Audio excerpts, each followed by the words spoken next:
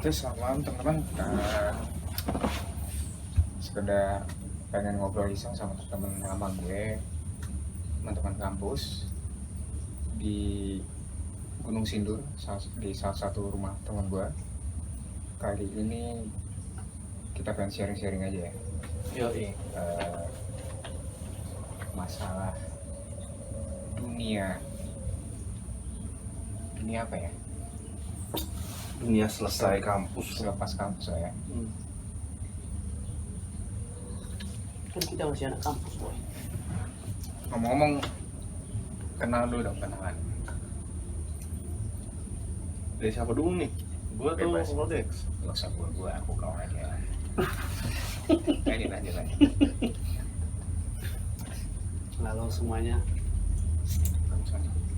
Rodex Mangunsong, satu angkatan sama si Candi. Halo semuanya. Joen Firmanta Prainangin. Satu angkatan dengan Sandi. Kalau di PB itu kita angkatan 47. Asik. 47 itu berarti berapa tahun? 2010. 10 tahun yang lalu ya. Udah lama. Kalau kau kan? Udah tua kita mah. Sama kan? Sama ya. Jadi Mana mau ngobrolin apa misalnya? kesibukan sekarang apa? Mau sebut lembaga ya? Oh, iya. Sebagai apa lah gitu? Mana Dex? Kesibukan sekarang Dex? Ya kalau sama ya, lagi kerja. Gue kerja di NGO sebagai social worker. Itu pekerjaan pertama dari tahun 2015. Pertama kuliah pokoknya kerja itu sampai sekarang masih enjoy. NGO ya. NGO. Ini semacam LSM. Ya kalau orang-orang biar cepat ngerti itu LSM.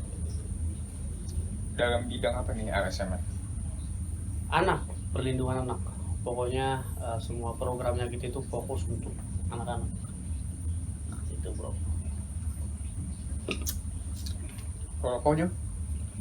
Aku sekarang bekerja sebagai ASN, aparatur sipil negara. Di salah satu kementerian lah ya? Iya, di salah satu kementerian.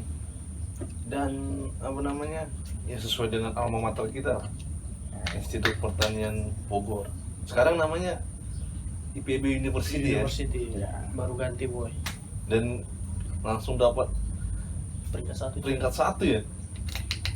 Peringkat 1. Nggak tahu deh. Peringkat 1 dari Oh, Itu Kemendikbud. harus dijelaskan. Sangat membanggakan sih.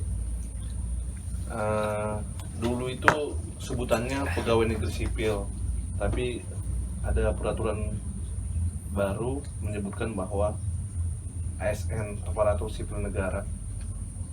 Berarti ini ya, apa antara jurusan dengan pekerjaan itu Ya linear lain. lah. Kebetulan, Aku beda. Jurusanku oh peternakan. iya, kerjaan- jurusan dulu kali ya. Ya jurusan. Kalau kau dulu jurusan apa kan? Aku dulu di perikanan, Spesifiknya di pemanfaatan sumber daya perikanan. pemanfaatan sumber daya perikanan. Kerjaan sekarang gimana boy? Iya, kerja Sekarang jadi sama di salah satu instansi lah, instansi Lembaga Pemerintah. negara. lembaga negara ya. lembaga negara namun independen. Independen. Iya. Ngelain nggak itu antara apa tuh kuliah sama kerjaan? Enggak sih, Oh, berarti kita sama nih maksudnya. Kalau kau dulu apa? Genrenya kita sama. Aku peternakan aku. Peternakan. Produksi peternakan. Produksi peternakan. Ilmu produksi dan teknologi peternakan. Tapi ngambil kerjaan. ngomong kan ini channel saya. Oh iya. Saya MC. Oh ya. Oh iya, siap. Sorry ya, Silakan. Silakan. jangan di take over. Oh, iya. Katanya perkenalan. Bener. Gimana? Jadi kita ini dulu Aku belum ditanya jurusan apa. oh ya dia kedokteran hewan. Sekarang Ya, kan- Kalau Jadi ditanya. kau yang jelas. Dijelasin ya Pak. sekarang mau dokter hewan juga, tapi sebagai ASN. Nah, dulu kita ini sekedar info, kita tergabung di salah satu unit kegiatan mahasiswa ya, UKM. UKM, ke ini lah ya, pelayanan masyarakat lah ya, bisa dibilang begitu ya. pelayanan ya masyarakat. ya public service lah, cuman lebih spesifik ke ngajar ya, Siswa ngajar siswa. untuk adik-adik SMA SMP di Bogor ya. Iya. Kita ngajar dulu, ngajar agama sih, agama Kristen. Dan juga kita bikin event ya dulu ya. Nah sekarang kok boleh tahu nih Dex, kan di LSM udah kayak gimana aja pengalaman di LSM? Gua Udah di kota-kota apa gitu? masih sedikit boy. Tapi kalau soal kota, adalah beberapa kota kabupaten yang udah dijelajahi di Indonesia ya. Pertama itu aku magang itu di NTT, Kabupaten Manggarai. Kemudian setelah itu dapat penempatan itu di Kalimantan Barat. Kalau kalian tahu Kabupaten Sintang, sekitar 2 tahun 8 bulan tuh di sana. Habis itu balik ke Jakarta, dapat kerjaan lagi di Palu. Wah, pas gempa Palu, kalau teman-teman tahu 2018 tuh ada gempa, likuifaksi, tsunami. Nah, aku kerja di sana. Kalau di NGO ini, kebetulan tempatku NGO ya, kerjaan itu kan bisa dibilang ada ada bagian-bagiannya juga ya. Kalau yang di Sintang itu aku development di situ, jadi pengembangan masyarakat. Nah, kalau yang udah di Palu sama kerjaan yang sekarang itu lebih ke disaster management. Jadi kalau ada bencana, gempa, kita pasti turun kayak gitu. Itu sih kalau kota-kota. Tapi kalau soal pengalaman masih tak belajar kayak gitu. Oh, sekarang udah stay di Jakarta. Udah Di mananya? per Januari aku tuh dapat posisi di Bintaro. Kebetulan di Bintaro kantor pusatnya tempat kerjaan kita. Sebagai Posisi spesialis. Jadi spesialis untuk itu tadi, urusan respon. Jadi kalau tempat kerjaan gua ada bencana di satu tempat, kemudian kita ikut respon. Nah, yang ngurus tuh aku tuh mulai dari persiapan sampai penutupan, sampai deploy teman-teman, termasuk aku sendiri yang deploy kayak gitu. Itu sih, Boy. Ada pengalaman unik gak di kota mana gitu?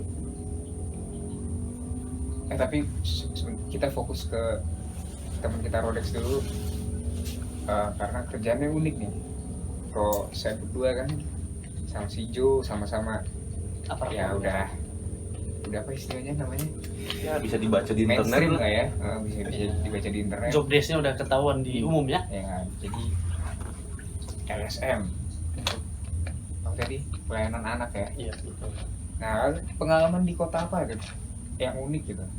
Soalnya dengar dulu ada sampai pengalaman bisnis. Itu salah satu pengalaman unik tuh, men. Tapi sebetulnya kalau berbicara sudut pandang sih, nanti teman-teman kan pasti punya sudut pandang yang berbeda terhadap isu yang sama. Misalnya kita bicara isu pendidikan ya. 2015 itu aku masuk Kabupaten Sintang tuh bulan September nih, Boy. Harusnya anniversary ini bulan depan nih. Oh iya. 5 tahunnya. Kesan pertama pokoknya datang ke tempat itu, kunjungan ke lapangan itu, kesan pertama itu wah, tempat ini sekitar tahun 2000-an di tempatku. Aku info lahir di Sumatera Utara, di Simalungun, Kabupaten Simalungun. Itu anak-anak dusun, anak-anak kampung. Kebayang kan tahun 2015 aku ngelihat tempat kerjaanku itu udah tahun 2000-an, itu sekitar aku umur berapa? Umur 13-an tahun lagi gitu. Jadi kebayang anak-anak nggak pakai sendal, rumah-rumah nggak beraturan. Kemudian masuk tadi isu pendidikan itu, Boy, banyak yang belum mengejar pendidikan. Even dari kecil. Jadi pendidikan kita bicara lembaga ya, khususnya lembaga yang didirikan negara, mulai dari PAUD, SD, SMP, sekolah gitu. Nah, kalau kita telusuri lebih dalam lagi sebenarnya ke keluarga sih. Jadi banyak orang tua yang nggak ready untuk mengasuh anak, termasuk perkawinan di bawah umur itu rame boy kalau di Kalimantan. Jadi kau bisa ngelihat, pernah aku sosialisasi, sosialisasi, aku yang undang ibu-ibu, tapi setengah dari partisipan itu sebetulnya anak di bawah umur, anak di bawah umur, anak remaja umur 13 gitu. Tapi udah punya anak, udah gendong anak sambil nyusu sambil netek. Itu sih yang unik tuh di situ, negara Indonesia itu punya ketimpangan sosial yang masih cukup luas ya, lagi-lagi perspektif dari seorang social worker lah. Nah kalau mistisnya tahu lah ya, Kalimantan Tahun berapa ke Kalimantan? 2015. Oh iya, tadi cuma berapa bulan yang di Nah kalau di Manggarai itu kan karena magang, Magang. ya, sekitar 2 bulan aja sih di situ. Itu hanya untuk preparation aja buat masuk ke apa posisi di tempat kerja kayak OJT gitu. lah ya. Ya OJT ya sebutannya kalau anak-anak bang ya. On job training. Yap, betul. Nggak sebulan kan? Nggak. Masih ya. Nah, yang Kalimantan nih seru nih, gimana nih? Dari awal mulai datang, terus sama adaptasi dengan Lingkungan baru. lingkungannya, ya kita nggak usah sebut ininya ya, Daerah. secara rasnya apa gitu ya. Iya. Kondisinya gimana di sana? Aku berangkat dari ini ya, kultur keluarga ya. Keluarga nggak mengizinkan sebetulnya bro. Awal-awal tuh sama sekali bertentangan dengan kemauan orang tua. Ya tapi namanya kita anak muda kan, kita punya pandangan sendiri. Pokoknya yang diasupin ke kita itu, kalau di Kalimantan itu apalah maksudnya, susah lah nanti hidupmu, terus nggak ada keluarga di sana kayak gitu. Ternyata nggak sama sekali kan. Salah satu keunggulan bangsa Indonesia itu banyak ragam suku, tapi kalau kita masukin, keren. Intinya sih dari semua pengalaman yang ku jalani, kalau kita nggak bikin rusuh, ya pasti kita disambut buat. Apalagi tujuan kita memang untuk membantu percepatan pembangunan manusia kan di sana kan. Beragam iya, banyak suku-suku yang aku juga baru kenal, suku Dayak, belajar bahasanya juga asik, punya kultur masing-masing sih, dan mereka baik. Jadi ini pengalaman dari gua tahun 8 bulan itu, aku nggak pernah sama sekali disakiti gitu ya. Even kalau kita berkunjung aja dapat kopi bro. Suguin kopi ya. Pasti disuguhin kopi. Maksudnya entah gimana pun kondisi rumah tangga itu, mereka itu sangat menghargai kedatangan tamu. Unik ya.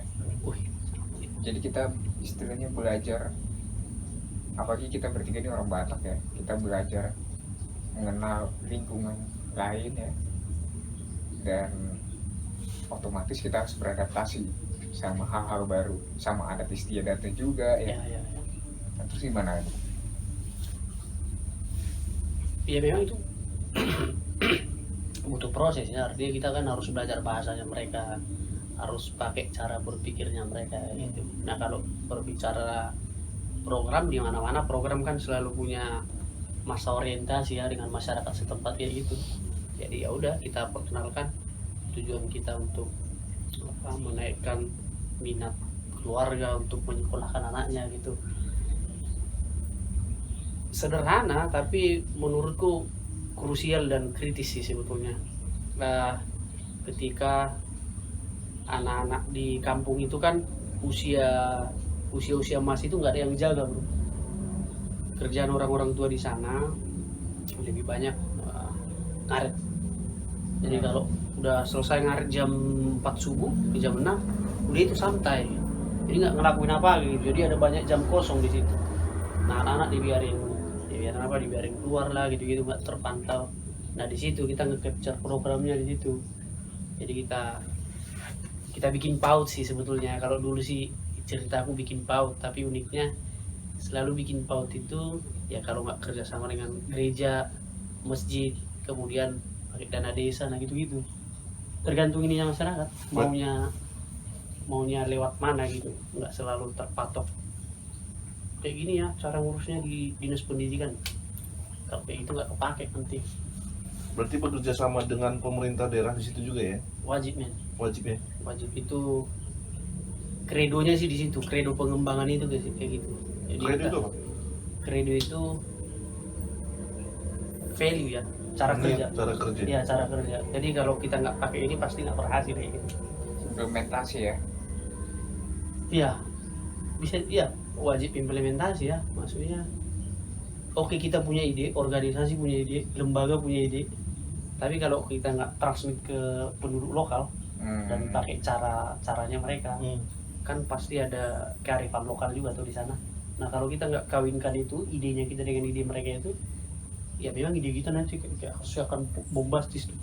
Kita umumkan bla bla bla, kita punya budget, kita punya anggaran, sustainability-nya nggak jalan boy. Jadi sebetulnya kalau pengembangan ini kan bukan hanya memulainya, tapi memikirkan ketika kita exit juga keluar dari situ. Nah salah satu nih yang aku pelajari di dunia pengembangan ini termasuk juga nih cara pemerintah ngebantu masyarakat itu sebetulnya gimana caranya ketika kita membantu tapi mereka nggak berkegantungan sama kita, tergantung jadinya. Nah itu gimana nge-switch ownership-nya ada di masyarakat gitu-gitu. Seni men, sebetulnya seni sih apa yang diajarkan di kampus di waktu kita misalkan tadi kita sempat singgung kita aktif di ini ya di organisasi ngajar siswa ya, itu modalnya tuh di situ. Berarti ini ya apa namanya ada nilai positif dari kita berorganisasi dengan dunia kerja ya? Itu sangat relate sih sebetulnya. Jadi ketika kami ini termasuk orang-orang yang aktif dulu di kampus, pas melihat pekerjaan ke sekarang dan kontribusinya, ya aku nggak nyesal sih. Kita aktif tapi bukan aktivis teman-teman. Terus sekali. Iya. Nah, tadi itu tantangan kalau bisa aku artikan tadi tantangannya bagaimana merepresentasikan action ya. Yep. Karena terkait mindset di daerah juga Daerah. beda dengan kita yang di kota. Itu secara mindset, tapi secara lingkungan tantangannya apa tuh? Karena kan mungkin medan yang berat atau tanda kutip masih banyak praktek-praktek yang di luar logika kita kan. Oke. Nah, itu seperti apa tuh? Ya kalau berbicara environment mungkin yang lebih tepatnya akses kali ya, akses ke sana tuh. Kalau kita hidup di Jawa tuh udah tersedia semua ya, motor udah ada, jalan udah ada. Nah kalau di sana lumpur. Jadi even kalau aku ke desa pun ya paling setengah dari perjalanan ini apa aspal karena itu jalan utama ya ke Pontianak itu. Tapi setelah itu kan masuk ke desa-desa ya jangan harap ada aspal teman-teman, meskipun pada saat itu udah ada dana desa ya, semua belum terserap ke jalan sih. Jadi hari-hari pasti berlumpur-lumpur, kadang dapat banjir gitu ya. Karena apa sepanjang Sungai Kapuas tuh mereka tinggal di situ tuh, asiknya tuh di situ. Salah satu keunikan masyarakat di sana itu rumahnya itu masih menghadap sungai, jadi membelakangi tanah. Nah kita datang dari arah tanah nih, ya, dari belakang lah istilahnya kita datang. Tamu itu datang dari belakang, terus mereka ya menghadap ke sungai hari-hari di situ gitu. Pernah ada satu kunjungan yang asik dari sponsor ya, sponsornya kita dari luar negeri lah ya, dari Kanada saat itu. Terus aku bawa jalan-jalan ke Sungai Kapuas, itu kan kotor kali itu. Terus aku kasih dia berhenti di situ sekitar 5 menitan lah. Terus dia tanya, untuk apa kau membawa aku sini? Maksudnya dia bertanya kan, karena aku diam juga. Maksudnya biar ku suruh dia ngamatin gitu kan.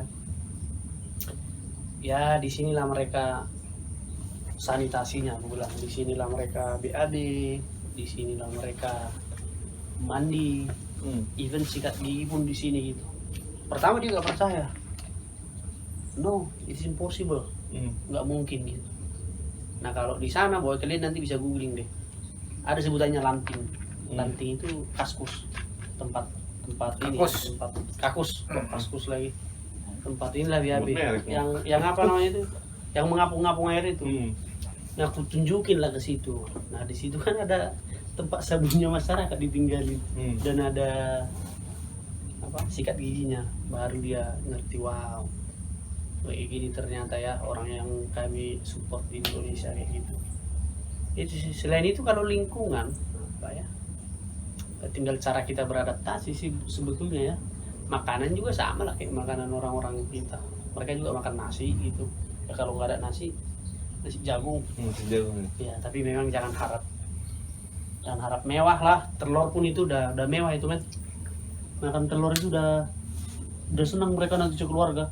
Karena kalau aku ini ke desa kan aku live in satu minggu di desa tuh. Nah, misalnya aku pilih tidur di tempat kader gitu ya. Ya udah, kalau bisa kita yang dari kita ininya support beras, kemudian sayur, lauk itulah selama seminggu itu gitu. Sembari kita tinggal di situ juga kan. Tidur di papan-papan. Ya nggak ada lah kursi empuk begini di tempat tidur sana, papan. Ya udah selimut tipis-tipis lah. Gitu. Tapi menyenangkan, boy. Tidur di rumah mereka, makan apa yang mereka makan, minum apa yang mereka minum, itu kredonya itu di situ, boy. Kalau kita belum bisa melakukan itu, mereka juga kayak nggak, kurang membuka hati, kurang nyaman ya. Iya, kurang nyaman, kayak orang asing kita dinilai kan. Tapi ya kau lah sama, misalnya kau menerima tamu di rumah ini, kau suruhkan minum, nggak mau dia minum kan agak ada rasa apa sih ini orang apa yang salah ya, apakah pelayananku kurang gitu. Jadi menutup diri. Tapi kalau kita, Pak Rodek, ini nih yang ada hanya teduh, udah mantap ini yuk, kita makan situ, senang kita, happy sambil canda, nanti mereka langsung ketahuan kok cara ini ya, cara membuka dirinya gitu loh. Jadi informasi masukan terhadap program pun kan sebetulnya dapat dari kumpulan begini, sambil ngobrol gitu, sambil ngopi. Dari informasinya seperti ini ya. Iya, kalau rapat mah susah. Ya namanya orang desa disuruh rapat kayak tegang, men. Jadi kalau rapat itu, misalnya kita minta pendapat, gimana pendapat Bapak Ibu? Nggak keluar dia. Nggak keluar. Tapi kalau Kita ngobrol lepas begini, baru nanti luar semua. rumah tangga orang nanti diceritakan ke kita. Ya serius, boy. Ya kita aja jadi pendengar aja. Intinya kita terjun langsung, namun nggak cuman terjun tapi menjadi seperti mereka gitu ya. Kredo pengembangan. Jangan menggurui. Nah, betul. Nah, dengar dulu waktu aku kontak, waktu kau masih di sana, itu ada pengalaman yang tanda kutip mistis ya. Nah, itu seru nih. Jadi Mau kalau diceritain kita itu. ya kulit-kulitnya aja. Oke, kulit. Apa? Jadi kok kayak kita nih, ya aku pernah jadi banker, terus sekarang masih ya oke lah banker juga. Joe dari awal di Jakarta aja ya, dan sekarang jadi ASN. Ya kan sebatas administrasi ya, masih mainstream lah ya pengalaman-pengalamannya. Ini unik nih. Tadi soal gimana memahami masyarakat di daerah, soal environment yang masih serba terbatas, akses terbatas. Ini ada yang unik lagi, pengalaman mistis nih. Itu gimana tuh ceritanya? Ya, aku cerita kulitnya aja, hasil pembelajaranku lah ya. Iya. Jadi sebetulnya ujung-ujungnya berbicara transformasi juga sebetulnya. Selain transformasi mental ke masyarakat, ya transformasi spiritual juga sebetulnya. Spiritual dalam artian masih umum kok di masyarakat itu.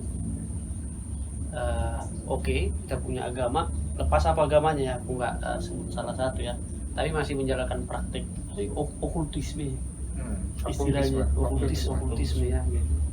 Itu sih. Jadi ya mau nggak mau kan ketika kita berada di satu desa, bisa aja ada yang nggak senang sama kita. Ya jadi ya let's say kita dites gitu ya, kita dites. Jadi teman-teman kalau ke Kalimantan mungkin saja akan dites kayak gitu lewat minuman juga ya. Aku pernah dites lewat minuman. Jadi kau dikasih minuman, ya kan? Nah kalau kau punya bawaan, bisa dibilang bawaan ilmu kali ya, adalah pokoknya pegangan gitu ya. Terus kau minum, jadi ada isinya kan, maksudnya kan? Ya dibuat, mereka buat ada isinya, berlawanan ya, pasti berlawanan. Ya udah kalau berlawanan mereka pasti tahu gitu.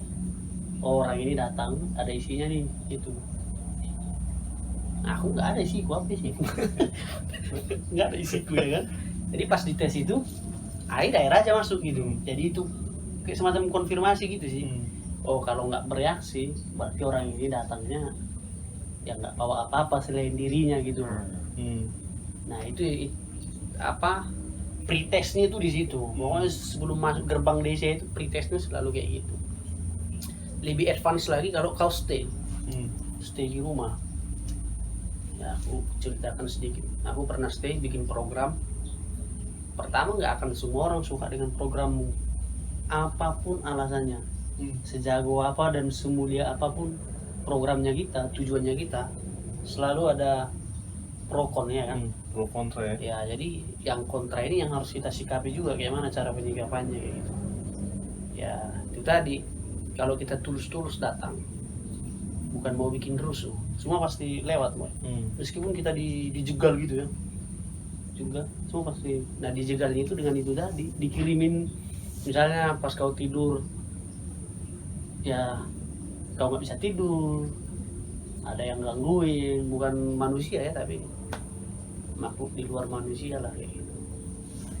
Ya udah balik lagi ke itu tadi, ke tulus itu.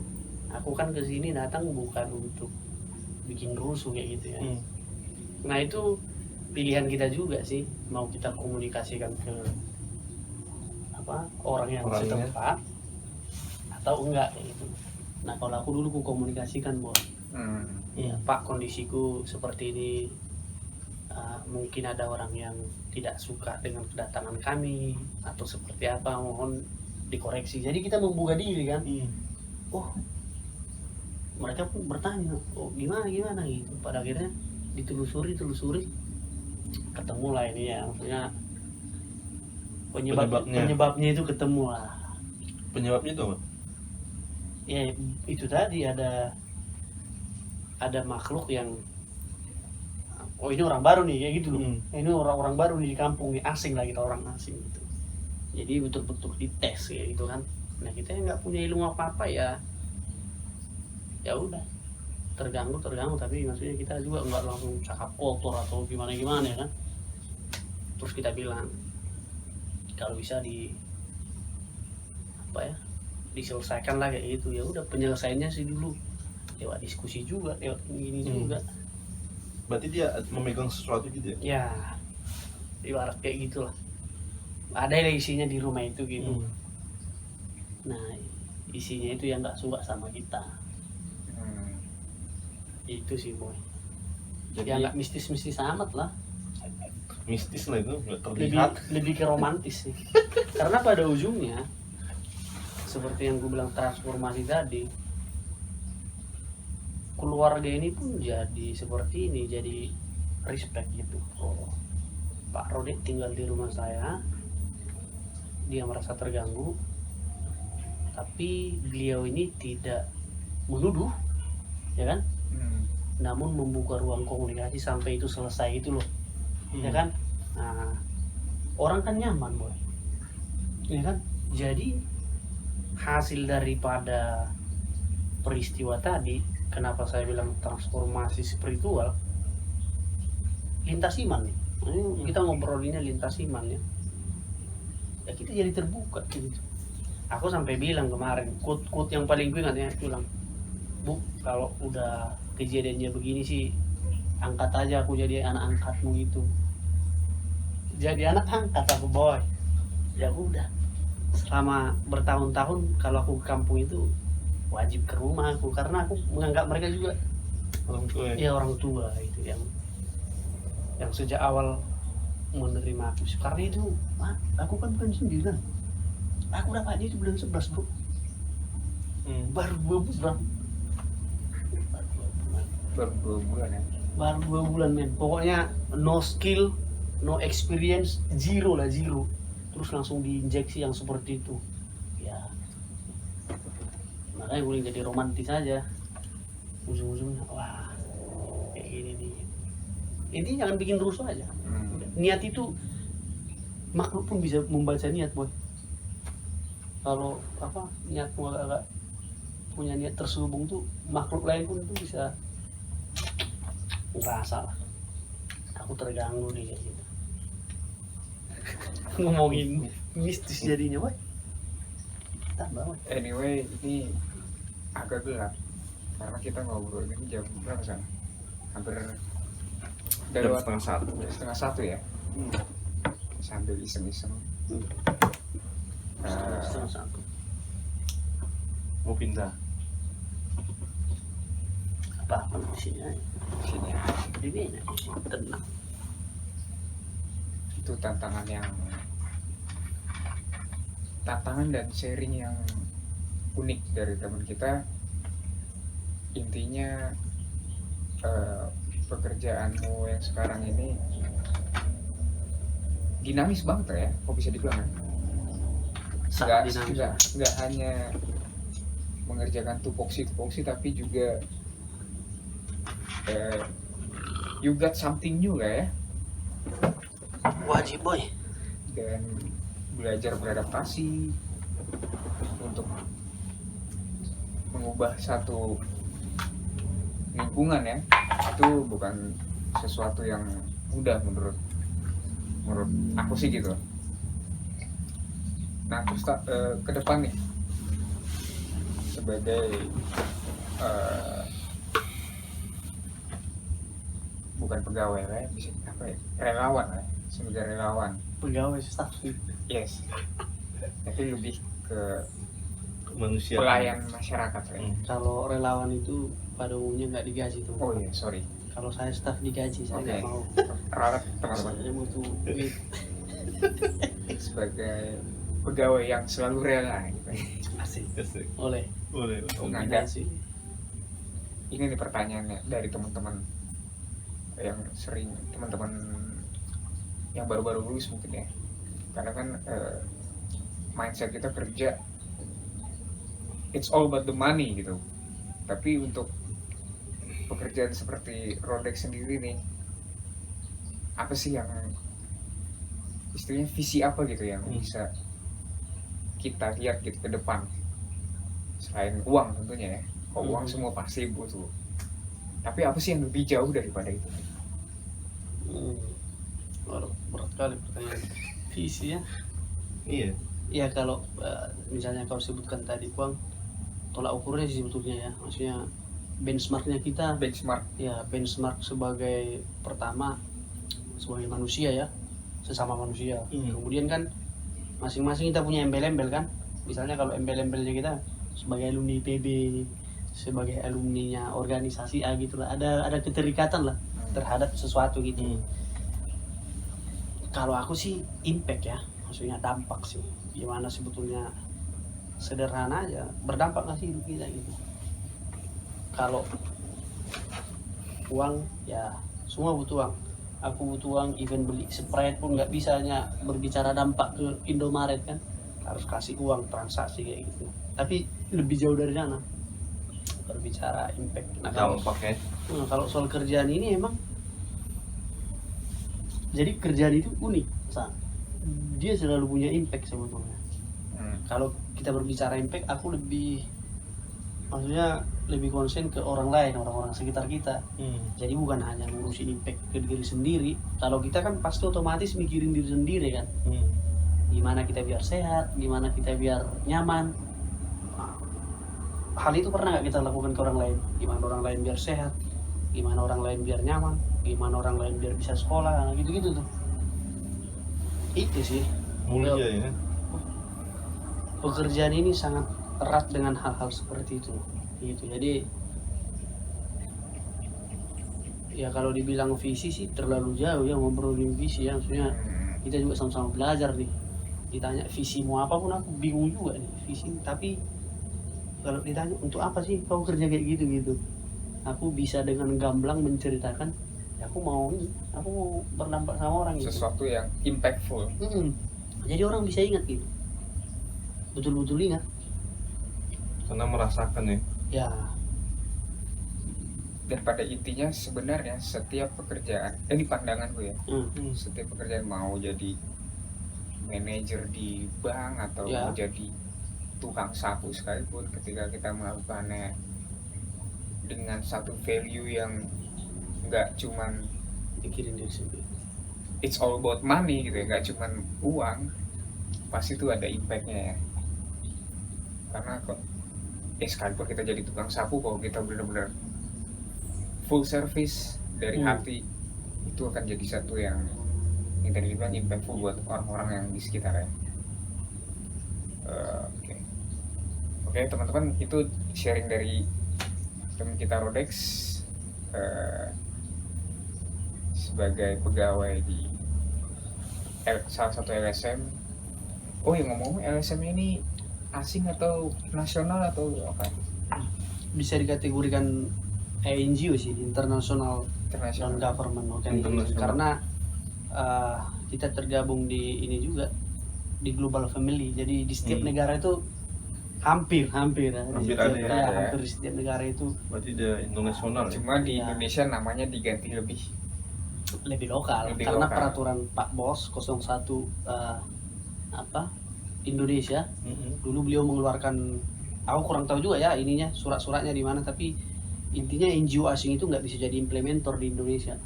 Jadi harus ada afiliasinya kayak Oke, gitu. oke. Jadi konklusinya apa nih? Buat teman-teman yang masih dalam cari kerja atau masih dalam kebimbangan dalam pekerjaannya gitu, apa nih yang mau disampaikan? Waduh, mulai aja dengan sederhana, kerjain apa yang disuka. Kerjain apa yang disukai. Kerjain apa yang disuka, itu akan membuka jalan ke berikutnya. Kita bisa dapat apa yang kita inginkan, atau kita bisa dapat yang lebih baik yang disediakan untuk kita, meskipun kita nggak pernah kepikiran tuh. Tapi maksudnya selalu entry point-nya adalah kerjakan yang kau suka, karena itu akan menghasilkan hal-hal lain yang memang udah disiapkan sama kayak gitu.